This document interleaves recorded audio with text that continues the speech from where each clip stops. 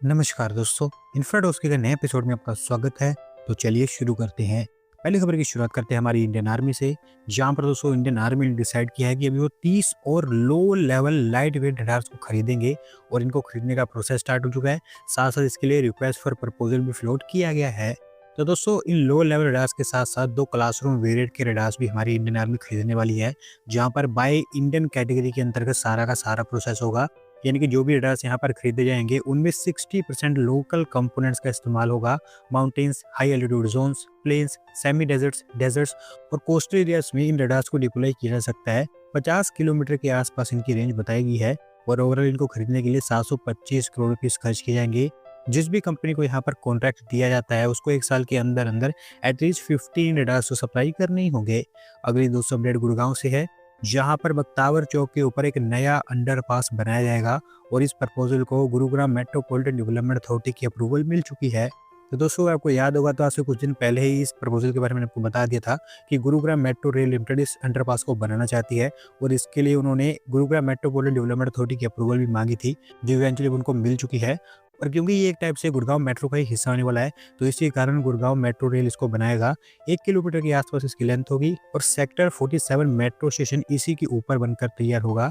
80 करोड़ रुपये इसके आसपास यहाँ पर खर्च आने वाला है। और ओवरऑल ये भी बताया गया है कि गुरुग्राम मेट्रोपॉलिटन डेवलपमेंट अथॉरिटी ही इसे फंड करेगी। अगली दोस्तों अपडेट आंध्र प्रदेश से है, जहाँ पर अमरावती क्वांटम वैली का कंस्ट्रक्शन फाइनली स्टार्ट हो गया है। तो इसको लेकर आंध्र प्रदेश के सीएम के द्वारा फाउंडेशन रखने का काम किया गया है। तो दोस्तों एक क्वांटम वैली देश में फर्स्ट ऑफ इस काइंड प्रोजेक्ट होगा, क्योंकि अभी तक हमारे देश में इस तरह का प्रोजेक्ट कहीं पर भी लॉन्च नहीं किया गया है। 50 एकड़ ऑफ लैंड इसके लिए शॉर्टलिस्ट की गई है, जहां पर भारत का पहला 133 क्यूबिट का क्वांटम कंप्यूटर भी सेटअप किया जाएगा। आईबीएम, टीसीएस और एलएनटी के साथ मिलकर quantum computing, quantum communication, quantum sensors, artificial intelligence, cyber security, defence, health care और फाइनेंस के एरिया में रिसर्च एंड इनोवेशन, प्रोडक्शन और स्किल डेवलपमेंट से रिलेटेड सारा का सारा काम इस क्वांटम वैली में आपको होता हुआ दिखाई देगा। आंध्र प्रदेश सरकार को उम्मीद है कि इसके चलते 1,500 से ज़्यादा जॉब्स यहाँ पर जनरेट होंगी।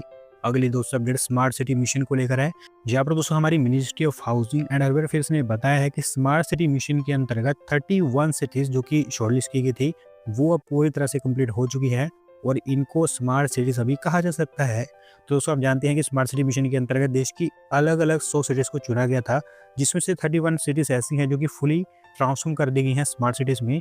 59,000 करोड़ रुपये से ऊपर पैसा इनके ऊपर खर्च किया जा चुका है। 43 ऐसी सिटीज़ हैं जो किसी भी समय कंप्लीट हो चुकी है। 90-95% काम इनके ऊपर कंप्लीट हो चुका है। बाकी 26 सिटीज़ ऐसी हैं जहाँ पर अभी कुछ समय लगेगा काम को कंप्लीट करने के लिए। और अभी तक जितनी भी स्मार्ट सिटीज़ यहाँ पर चुनी गई हैं उनमें 8,000 से ज़्यादा प्रोजेक्ट्स कंप्लीट हो चुकी हैं और 1.64 लाख करोड़ रुपीस खर्च हो चुके हैं। वैसे दोस्तों जहाँ मैं रहता हूँ उस सिटी को तो स्मार्ट सिटी मिशन में इंक्लूड नहीं किया गया था।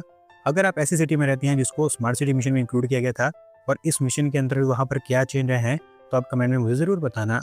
अगली दोस्तों अपडेट बेंगलोर से है, जहाँ पर इंडियन मैन्युफैक्चरर जेडवर्क के द्वारा एक नई मैन्युफैक्चरिंग फैसिलिटी ओपन कर दी गई है और इसे हमारे यूनियन आईटी मिनिस्टर और कर्नाटका के इंडस्ट्रीज मिनिस्टर के द्वारा इनॉग्रेट किया गया है। तो दोस्तों ये factory Karnataka industrial development board के हाईटेक हार्डवेयर पार्क में तैयार की गई है, जो फैली है 1 लाख स्क्वायर फीट के एरिया में। 100 करोड़ रुपीस की यहाँ पर इन्वेस्टमेंट की गई है जेडवर्क के द्वारा, जहाँ पर state of the art SMT और एफएटीएफ लाइन सेटअप की गई हैं, जिससे कि डिफेंस, ऑटोमोटिव और हार्डवेयर प्रोडक्ट्स की मैन्युफैक्चरिंग एक सिंगल फैसिलिटी के अंदर हो पाएगी। ओवरऑल 1200 के आसपास जॉब्स इसके थ्रू जनरेट हो पाएंगी। अगली दोस्त अपडेट रोड कंस्ट्रक्शन से है, जहाँ पर हमारी road transport and highway ministry ने रोड कंस्ट्रक्शन को लेकर उनकी अप्रोच चेंज कर दी है और अब स्टेट हाईवेज के कन्वर्जन के ऊपर फोकस करने की बजाय वो इकोनॉमिक ड्रिवन एक्सप्रेसवेज और फ्रेट कॉरिडोर्स के ऊपर फोकस करेंगे। तो दोस्तों अभी तक होता यह था कि हमारी road transport and highway ministry लंबे समय से स्टेट हाईवेज को नेशनल हाईवेज में कन्वर्ट करने में लगी हुई थी। पिछले एक दशक के अंदर अंदर almost 55,000 kilometre of state highways को नेशनल हाईवेज में कन्वर्ट किया गया है। अच्छा खासा पैसा इनके ऊपर खर्च किया गया है, जिससे कि नो डाउट रोड कनेक्टिविटी में अच्छा खासा सुधार भी आया है। लेकिन अब यहाँ पर अप्रोच चेंज की जा रही है। अब फोकस ग्रीनफील्ड एक्सप्रेसवेज और डेडिकेटेड इकोनॉमिक कॉरिडोर्स पर होगा, जिससे कि फ्रेट एफिशिएंसी को इंप्रूव किया जाए। Industrial clusters, logistic parks, ports और एमर्जिंग ग्रोथ सेंटर्स को कनेक्ट करने के ऊपर हमारी मिनिस्ट्री का ज़्यादा फोकस होने वाला है। और इसका मतलब ये बिल्कुल भी नहीं है कि अभी देश के अंदर स्टेट हाईवेज को नेशनल हाईवेज में कन्वर्ट नहीं किया जाएगा। बस बेसिकली अब इनके ऊपर थोड़ा छोटे स्केल पर काम होगा और जितनी तेज़ी से सरकार पहले इसके ऊपर काम कर रही थी उतनी तेज़ी से इसके ऊपर काम नहीं होगा, बल्कि इसके बजाय आपको ग्रीन फील्ड एक्सप्रेसवे बड़े नंबर्स में देखने को मिलेंगे। अगली दोस्तों अपडेट उत्तर प्रदेश से है, जहाँ पर Hyderabad based am green company एक एआई हब को सेटअप करना चाहती है और इसके लिए उनका एक डेलीगेशन यहाँ पर विजिट के लिए भी आ चुका है। तो दोस्तों अगर आपको याद होगा तो वर्ल्ड इकोनॉमिक फोरम के दौरान उत्तर प्रदेश सरकार को इस कंपनी की तरफ से $25 बिलियन का इन्वेस्टमेंट प्रपोजल मिला था, जहां पर इनका यह कहना था कि वो ग्रेटर नोएडा के आसपास उनकी एआई हब को सेटअप करना चाहते हैं और उसी को लेकर ही अभी यहाँ पर इनका डेलीगेशन साइड विजिट के लिए आया है, जिन्होंने सेक्टर 8 और सेक्टर 28 को इंस्पेक्ट किया है और अच्छा रिस्पॉन्स भी उनकी तरफ से देखने को मिला है। इनफैक्ट उन्होंने ग्रेटर नोएडा में 250 एकर्स ऑफ लैंड डिमांड भी की है यमुना अथॉरिटी से। पता चल रहा है कि इस एआई हब में AI data centres, research labs, studios, startups और एआई ऑफिस सेटअप किए जाएंगे, जहां पर AI model development, data analytics, machine learning, research और इनोवेशन का काम हो पाएगा। अगली दोस्तों अपडेट वाइल्ड लाइफ टूरिज्म को लेकर है, जहां पर सतकोसिया टाइगर रिजर्व को वाइल्ड लाइफ टूरिज्म अट्रैक्शन में कन्वर्ट किया जाएगा और इसको लेकर सेंट्रल गवर्नमेंट के द्वारा 100 करोड़ रुपीस एलोकेट कर दिए गए हैं। तो दोस्तों अगर आपको नहीं पता तो मैं आपको बता दूं कि सतकोसिया टाइगर रिजर्व उड़ीसा के अंगुल डिस्ट्रिक्ट में है, जहां पर अभी फिलहाल टूरिज्म को लेकर 6 प्रोजेक्ट शॉर्टलिस्ट किए गए हैं, जिसमें अगर कुछ मेन हाइलाइट्स की बात करूं तो ग्रैंड एंट्रेंस गेट्स बनाए जाएंगे इस टाइगर रिजर्व में अलग अलग प्लेसेस पर। इसके अलावा फैब्रिकेटेड कॉटेजेस और कुछ विजिटर फैसिलिटीज भी यहाँ पर आपको बनती हुई दिखाई देंगी। डीबीआर यहाँ पर पहले से ही प्रिपेयर हो चुकी है, स्टेट गवर्नमेंट की उसको अप्रूवल भी मिल चुकी है और अभी क्योंकि सेंट्रल गवर्नमेंट ने 100 करोड़ रुपीस एलोकेट भी कर दिया है, तो सीधे आपको यहाँ पर काम स्टार्ट होता हुआ दिखाई देगा। अगली दोस्त अपडेट तमिलनाडु से है, जहां पर स्टेट के पहले सी टर्टल कंजर्वेशन सेंटर को लेकर काम स्टार्ट हो चुका है, क्योंकि तमिलनाडु के सीएम के द्वारा इसको लेकर फाउंडेशन रखने का काम किया गया है। तो दोस्तों एक कंजर्वेशन सेंटर हिंदी लोकेलिटी में बनाया गया है, जो कि साउथ चेन्नई में आती है। एक टाइप का ये इंडस्ट्री रही है। अलग अलग टाइप के टर्टल्स के कंजर्वेशन को लेकर scientific research, telemetry, monitoring, training और कैपेसिटी बिल्डिंग जैसी फैसिलिटीज यहाँ पर तैयार की जाएंगी। 14.5 करोड़ रुपए यहाँ पर खर्च होंगे और वर्ल्ड बैंक के द्वारा इसे फंड किया जाएगा।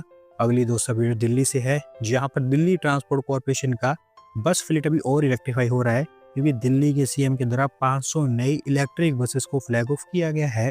तो दोस्तों जिस लेवल पर दिल्ली के अंदर इलेक्ट्रिक बसेस को इंडक्ट किया जा रहा है, ये दिल्ली के लिए अप्रिशिएबल है और दूसरी सिटीज के लिए इंस्पिरेशन है कि कैसे एक स्टेट ट्रांसपोर्ट या फिर एक सिटी ट्रांसपोर्ट का ट्रांसफॉर्मेशन करना होता है। दिल्ली के अंदर अच्छे खासे स्केल पर काम हो रहा है।